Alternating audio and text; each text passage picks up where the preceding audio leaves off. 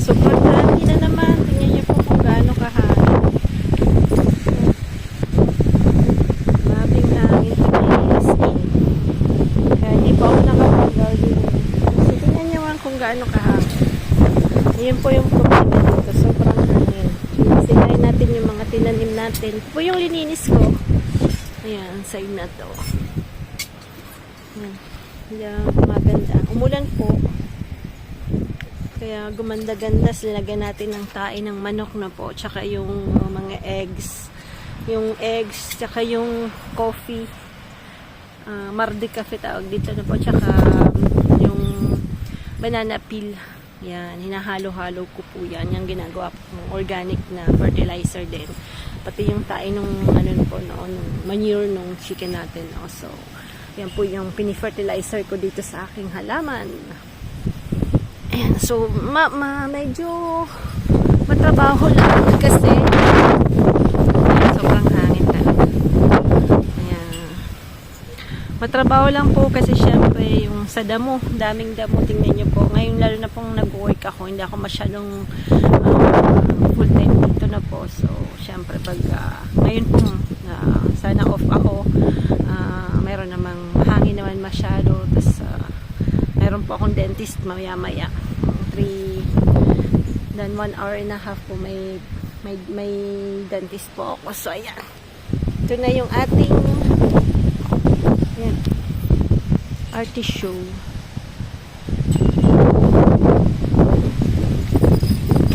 Maganda na tae ng manok, no? Maganda na po siya. So, sobrang hangin, ha?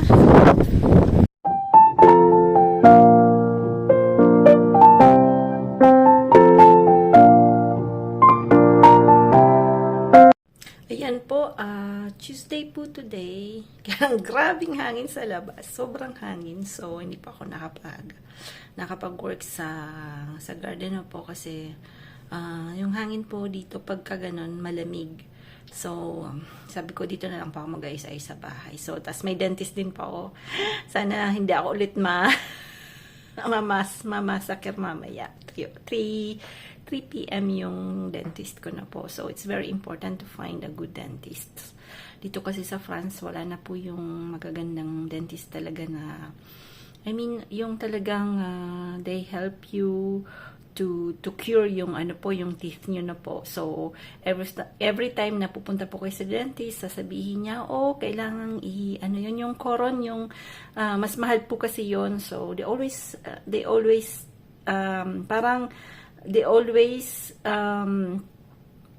they prefer to do that kaysa yung parang papastahan lang na masisave yung teeth mo. Kasi yung teeth po kasi, once na root canal na yan, fragile na po siya. So, hindi na po pwedeng ngat-ngatin yung mga buto-buto. Tayo pa naman mga Pinoy, may tayong mag-ngat-ngat-ngat-ngat, di ba po? So, yun. So, if you find a dentist na nagpapasta-pasta lang po, kasi yung pasta, I remember, I have a cousin na dentist po. Pinapastahan niya lang po ako nung maliit pa po ako, no? So, parang it takes years para bago masira. Pero ngayon, hindi na po ngayon sila nagpapasta. So, ayan, good luck for me. So, anyway, today po, ginamit ko po yung mga bumbonyer ko, yung mga binili kong mga kung ano-ano. Sabi ni Frank, ang dami-dami mong ganyan, hindi mo naman nilalagyan, walang mga laman daw, sabi niya. So, linagyan ko po ng laman. Ayan, papakita ko po sa inyo. Ayan. Bali, yan po, ito wala, empty pa po siya. So, iniisip ko po kung ano yung ilalagay ko dyan. So, ito po yung pansit na pang soup. Tapos, ayan yung white sugar. Then, ito po yung mga ito po yung nabili ko noon pa bago po kami. So, it's like maybe 15 years ago. Oo, bata pa nun si Osh. Nag-green na pa talaga po ako. Nag-yard sale na. Mahilig po kasi ako sa yard sale. Kasi that time, lalo na, talagang mahilig na po ako ng mga old things. Ewan ko ba, but mahilig po talaga ako sa mga lumang bagay, yung very thick na glass. So, yun na po talaga yung hilig ko. Siguro talagang, ganun talaga yung pagka nahilig ka sa isang bagay na po. So, yan po yung mga noon-noon pa.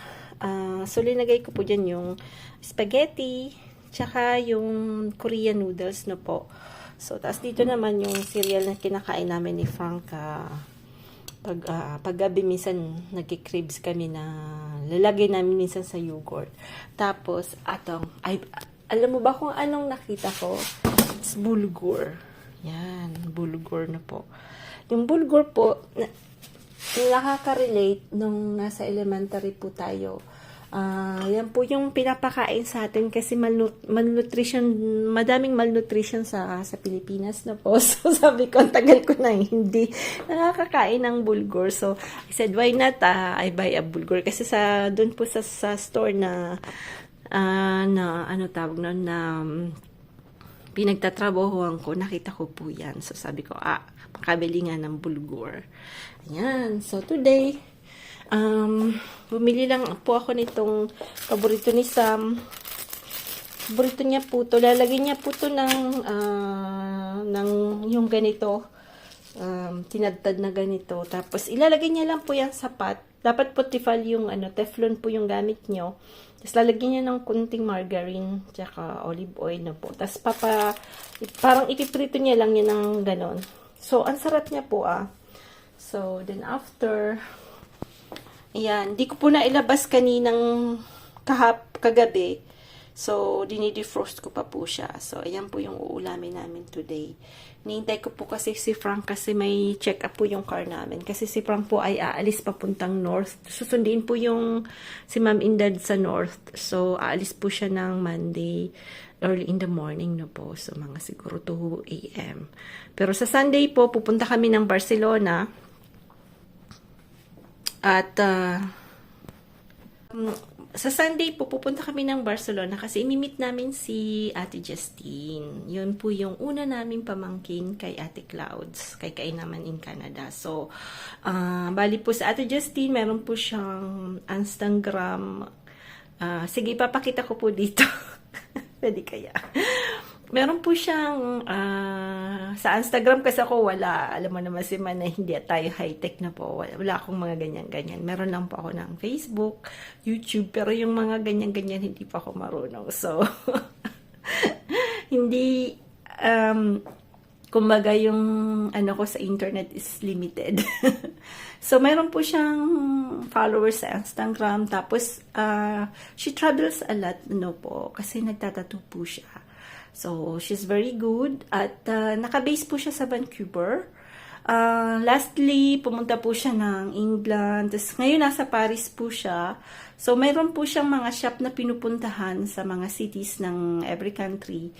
Tapos, doon po siya nagtatattoo. So, pagka naka-ano po kayo, yung mahilig po magpatato, kung gusto niyo pong magpatato, so, nasa Barcelona po siya this next week. This week yata, kasi nasa Paris po siya, tapos then after, she's going to Barcelona na po. So, ilalagay ko po dito yung mga Pinoy pong mahilig magpatato-tato. Nasa Barcelona po siya. Malapit sa Rambla.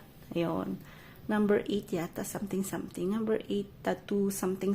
Basta, yung roundabout na pinakamalaki pagdating niyo po ng Rambla, nasa left side yata yung pang-tattoo na yun. So, nandun po siya. So imimit po namin siya, magla-lunch po kami. So, it's around 2 hours from home yung Barcelona. So, sabi ko, tagal ko na po kasi hindi siya nakita. Last po naming jamming is 2016, no? So, 2016 po sila umuwi kasama si Jack. Tapos, nag-ano po kami no, nag-island hopping din po kami. Pumunta kami ng lang po ulit. Yan yung lagi ko pong ginagawa. Kasi, yan, paborito ni Sam. Yan. Ituin lang natin yan.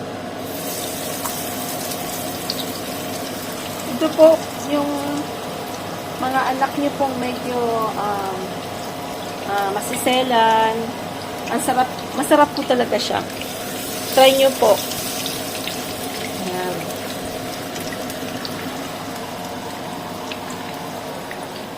Dapat dahan-dahan lang yung yung karaba. Kasi baka matutong. Karaba natin dapat konti lang. Ayan. Ito ang ating karaba.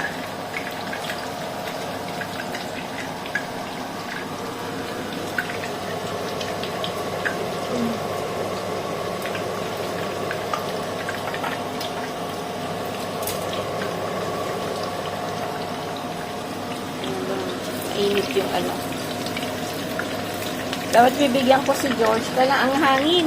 Tinatamad akong pumunta doon. Nakakatamad lumabas. Sobrang hangin. Na po. Sinerve ko na si Sam. Tapos meron pa pong dalawa mamayang gabi. Yan, isiserve ko po si Frank. Tapos ito po yung tirang baka.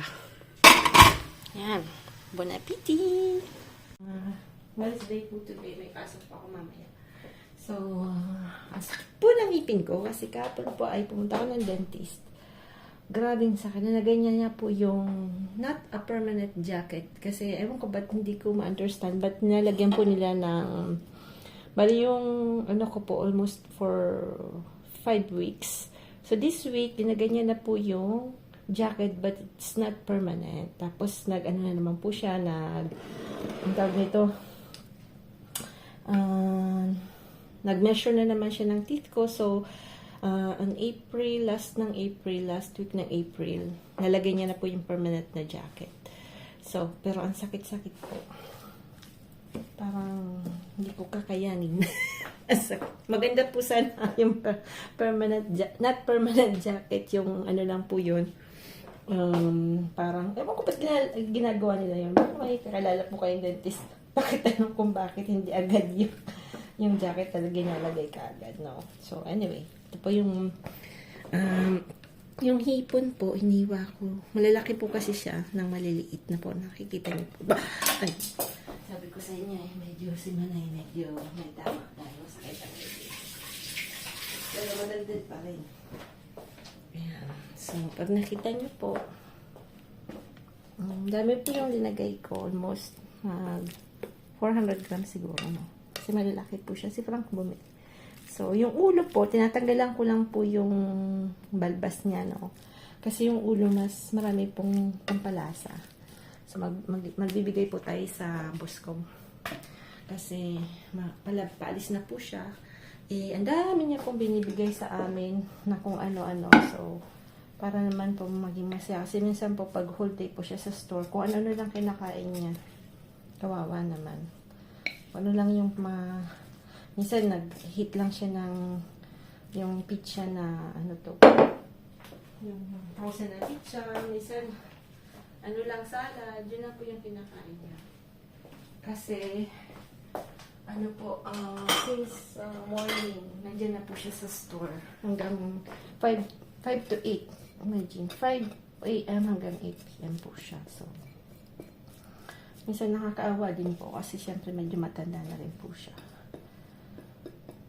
Naisip ko si Papa. Pero si Papa hindi siya nag-stay ng matagal sa store namin. Kasi si Papa sabungero. Hindi pala sabungero. Naguhubod. Ayun. Iba yung pong hubod sa sabong. Parang sabong din, but in Bicol, hubod it's may makaka-relate niyan yung mga Bicolana. Bicol. Na naguhubod din yung mga tatay nila. Yan, so, yan na po. Lalagyan po natin siya ng sparkling water. Ayan. Dati hindi ko alam kung ano yung English nung gaseous, no? So, it's a sparkling water. Kasi maganda sa sparkling water, magkakaroon ng air yung ating vegetables. So, maraming beses ko na po ito ginawa.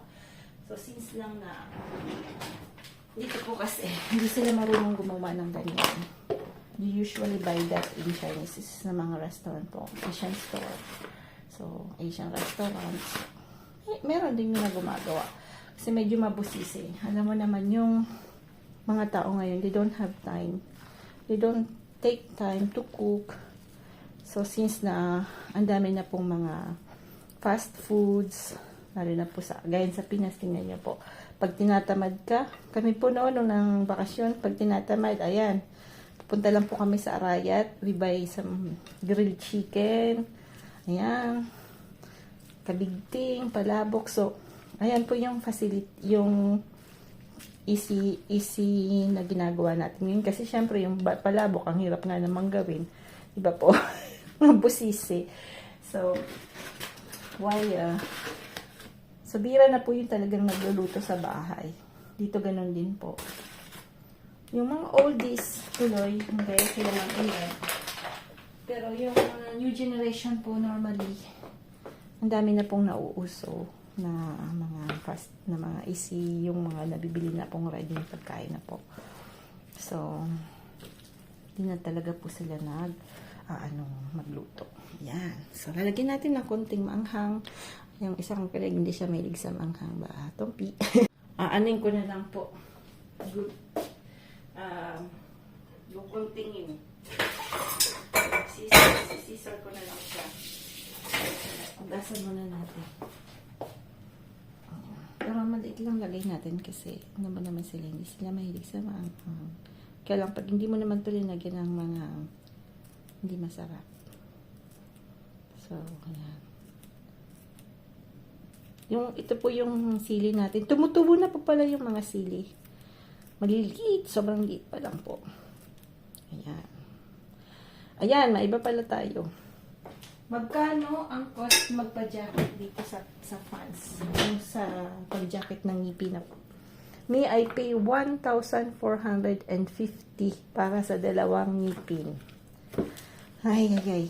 Pero, dito po sa France, mayroon pong government tag nito, yung health insurance, yung insurance ng government na po. So, ano po nila yon. So, wala kang gaanong babayaran. Tapos kami naman po, meron pa kaming private insurance. So, dalawa po yung insurance namin. So, sa 1,430 po, parang 90 euros lang yung babayaran namin sa sariling bulsa namin. But, hindi, libre naman. But, here, yung health insurance po ng government, we pay 200 euro a month kaming apat. So, monthly, kahit hindi ka po nagkakasakit, you need to pay 200 euro for the government. Plus, yung sa health insurance na private na, I don't know how much he pays franc. So, kaya lang, maganda po pag nagkasakit ka, na hospital ka, wala ka pang gaano babayaran. Kasi, every month po binabayaran mo kahit hindi ka walang sakit. So, monthly po yun. So, ganun po yung dito. Ayan. Ewan ko po sa ibang country, but here it's like that. So, pagka yung, yung deducted na po yun, Gany Frank na sa retired niya po, deducted na yun na yung mga sa insurance, sa taxes, ganun po. So, wala ka na masyadong iisipin na, ayan, babayaran. Dati hindi po. So, ngayon, nakadeduct na po yun. Kinukuha na nila yun sa account niyo po. So, yun. Ewan ko sa Pilipinas sila, Ate Clouds, alam ko mahal sa Canada magpa-jacket, magpagawa ng ngipin. So, every time they go back to Philippines, they do that in Philippines na po. But me, no, because it's less expensive here, if you think. Kaya lang, mahirap na pong maganap ng magandang dentista dito. Kasi lahat na lang po, pag pinais yung ngipin, kahit hindi pa dapat i-jacket, jacket na nila kasi ang laki ng kita nila. So, that's bad. Ayan. Dati yung pinsan ko pong dentista, yan, inaayos niya talaga yan, nalagyan niya ng pasta. But now, no more. Ayan. Diba? Chika-chika, kahit masakit ang ngipin. Medyo may ang lakas pa rin po ng hangin. Ayan, ano na po tayo, ligo at maya-maya ipapasok na. Yung ngipin ko, yan po yung kakainin ko. Bale, ano po yan, bigas na may bulgur. Nakabili po ako ng bulgur. Lagyan ko po yan ng konti. Yan po yung kakainin ko dahil masakit ang ngipin. Ay, nako. Malay pa naman, mahilig kumain. May natira pong pork chop dahil hindi ko po nabigyan si George kahapon. Hindi ko siya nakita. Hindi po siya lumalabas pag masyadong mahangin po. So, pagka ano po ako na akra, Yung tawag namin dito lang. Tinitikman ko muna. Nagtatry muna pa ako ng isa, no? Para pag kulang ng asin, dadagdagan natin ako. Pero wag naman pa masyadong maalat. Isa mahilig sa maalat. Sobrang alat. Pangit po yung ganyan. Ay, nako. Paano kaya yun ma-cure? Ang hilig niya po sa maalat. Namana niya sa papa ni Frank yan. Pag pumupunta dito ng baby pa po, parang maliit pa siya. Nakikita niya po yung lolo niya na sigisa ng asin. Ginaya niya rin hanggang naman. That's the family thing.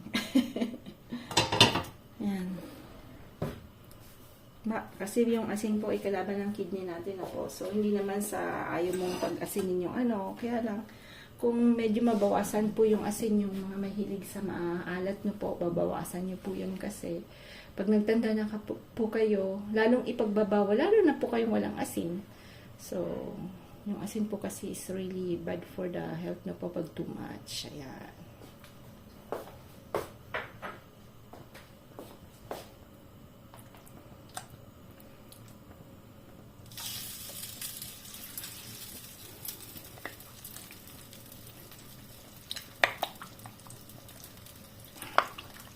Mas masarap to kasi matagal na nababad sa marinade. Ayan, naitlog po yan.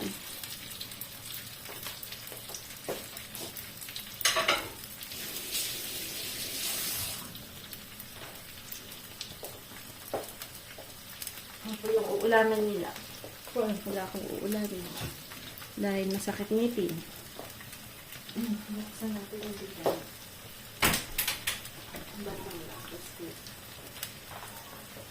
Hindi ko pa pala ito na daan-daan lang po ito kasi mabilis pong matutong. Slow cooking lang pag-mixer. Pagka dumudugo-dugo ng ganyan, paluto na yan po. Ibig sabihin, nagbibigin na pong naluluto yung loob niyan. So, pwede mo naman itong baliktarin. Yung meat naman pwedeng bali-baliktarin na po. Hindi gaya ng fish talagang baliktarin na natin. So, titikman po na natin yung papatignan natin kay Frank. Dapat mainit.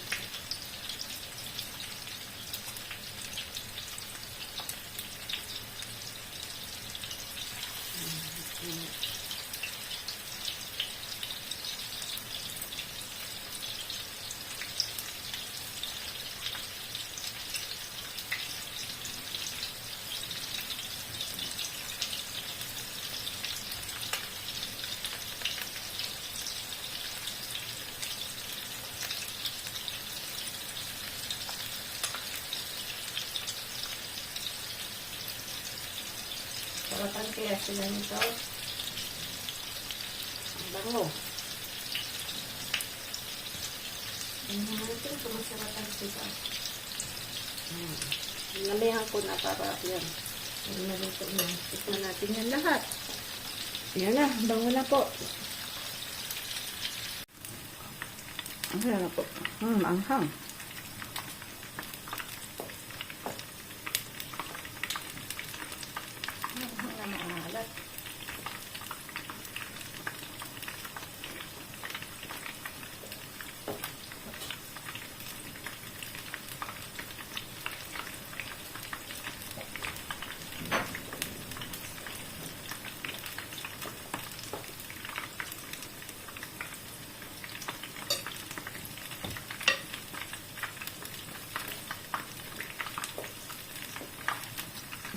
Napaalat ng konti at nating gulay kasi napaalat ko ng konti. Akala ko kasi nung tinikman ko kaya ko pa naman ang maalat.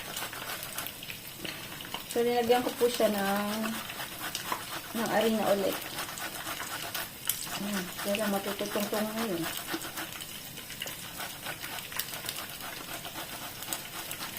Zucchini po ito. Ayan. Pwede na siguro yan. Nakabulan na yung bake pa naman patis. Pa naman maalat. Yan. Ang talaga.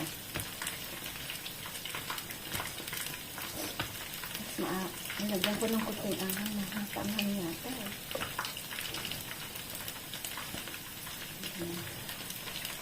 Ang talagang buhay. Natututong. Natututong na. Natututong.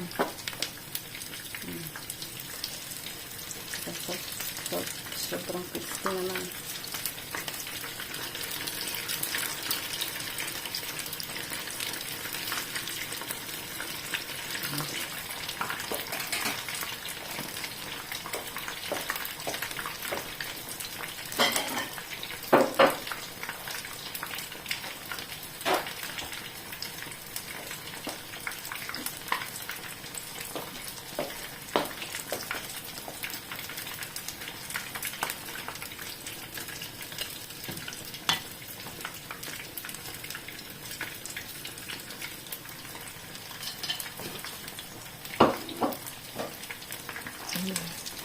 Dito tayo ulit.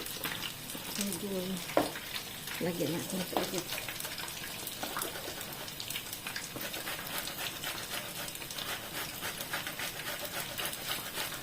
Walang mo daw masyadong anghang.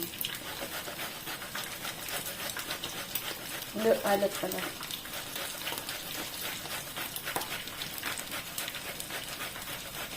Ayan, ayun na yan. Courgette. Ang tawag po sa zucchini dito.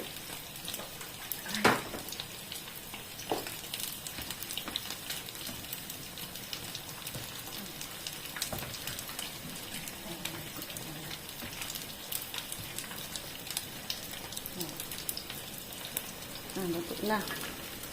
Tutong na. Tutong na, tutong. Tutong na, tutong. Tutong.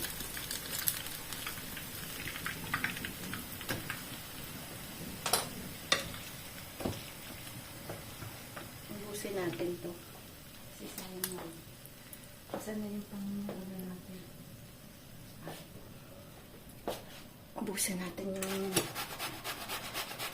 ayan. Kaya naman kasi.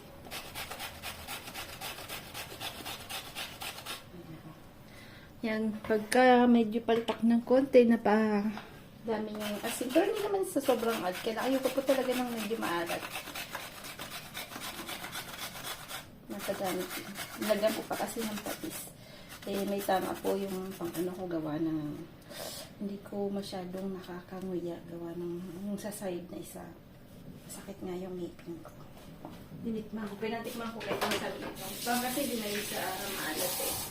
Sabi niya tama na daw. So, less, ano na, too late dahil nalagyan ko na po. Dapat pala pinatikman ko muna sa kanya. Tapos nung tinikpang ko ulit, maalat na. Ayaw niya pa naman ng maalat. Pero may sausawa naman na. Maasin. Yan. Okay na yan. Yan natin.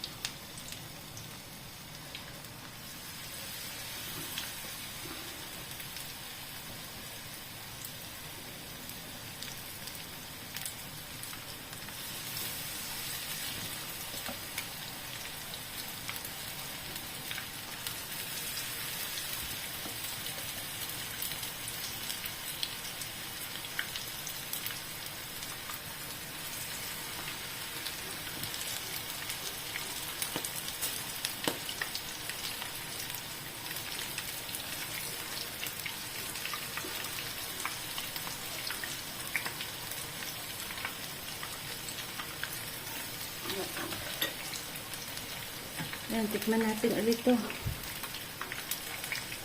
Ito pang tuwa.